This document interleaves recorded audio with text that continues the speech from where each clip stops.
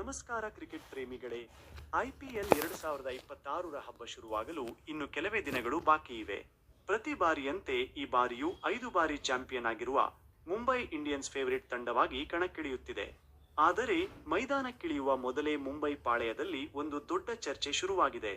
ಅದೇ ನಾಯಕತ್ವದ ಬದಲಾವಣೆ. ಹಾಗಾದರೆ ಹಾರ್ದಿಕ್ ಪಾಂಡ್ಯ ಕೈಯಿಂದ ನಾಯಕತ್ವ ತಪ್ಪಲಿದೆಯೇ? ಸೂರ್ಯಕುಮಾರ್ ಯಾದವ್ ಹೊಸ ಕ್ಯಾಪ್ಟನ್ ಆಗ್ತಾರಾ? ಮಾಜಿ ಸೆಲೆಕ್ಟರ್ ಕೃಷ್ಣಮಾಚಾರಿ ಶ್ರೀಕಾಂತ್ ಕೊಟ್ಟ ಸಲಹೆ ಏನು? ನೋಡೋಣ ಈ ವಿಡಿಯೋದಲ್ಲಿ.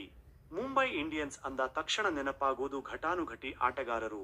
ರೋಹಿತ್ ಶರ್ಮಾ, ಹಾರ್ದಿಕ್ ಪಾಂಡ್ಯ, ಸೂರ್ಯಕುಮಾರ್ ಯಾದವ್, ಜಸ್ಪ್ರೀತ್ ಬುಮ್ರಾ ಮತ್ತು ತಿಲಕ್ ವರ್ಮಾ. ಈ ಲಿಸ್ಟ್ ನೋಡಿದ್ರೆ ಎದುರಾಳಿ ತಂಡಗಳಿಗೆ ನಡುಕ ಶುರುವಾಗೋದು ಗ್ಯಾರಂಟಿ.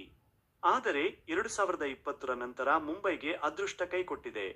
2024ರಲ್ಲಿ ಹಾರ್ದಿಕ್ ಪಾಂಡ್ಯ ನಾಯಕರಾದಾಗ ಅಭಿಮಾನಿಗಳ ಆಕ್ರೋಶ ಮತ್ತು ತಂಡದ ಕಳಪೆ ಪ್ರದರ್ಶನದಿಂದ ಮುಂಬೈ ಕೊನೆಯ ಸ್ಥಾನಕ್ಕೆ ಕುಸಿದಿತ್ತು.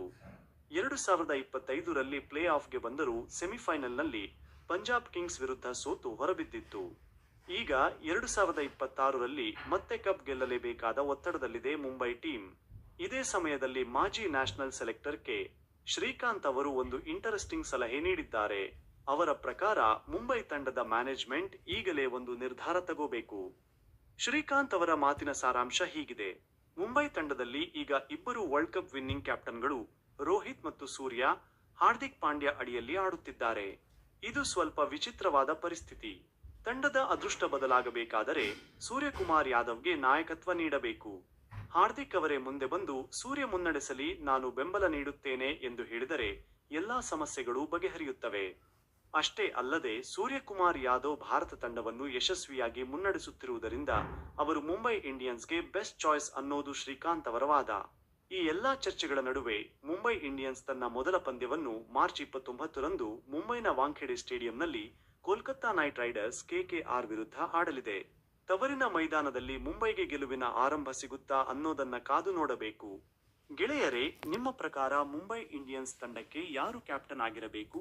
ಹಾರ್ದಿಕ್ ಪಾಂಡ್ಯ ಮುಂದುವರಿಯಬೇಕಾ ಅಥವಾ ಸೂರ್ಯಕುಮಾರ್ ಯಾದವ್ಗೆ ಪಟ್ಟ ಸಿಗಬೇಕಾ? ನಿಮ್ಮ ಅನಿಸಿಕೆಯನ್ನು ಕೆಳಗಿನ ಕಮೆಂಟ್ ಬಾಕ್ಸ್ನಲ್ಲಿ ತಿಳಿಸಿ. ವಿಡಿಯೋ ಇಷ್ಟವಾಗಿದ್ದರೆ ಲೈಕ್ ಮಾಡಿ, ನಿಮ್ಮ ಕ್ರಿಕೆಟ್ ಫ್ರೆಂಡ್ಸ್ ಜೊತೆ ಶೇರ್ ಮಾಡಿ ಮತ್ತು ಇಂತಹದ್ದೇ ಲೇಟೆಸ್ಟ್ IPL ಅಪ್ಡೇಟ್ಸ್ಗಾಗಿ ನಮ್ಮ ಚಾನೆಲ್ಗೆ ಸಬ್ಸ್ಕ್ರೈಬ್ ಆಗೋದನ್ನ ಮರೆಯಬೇಡಿ.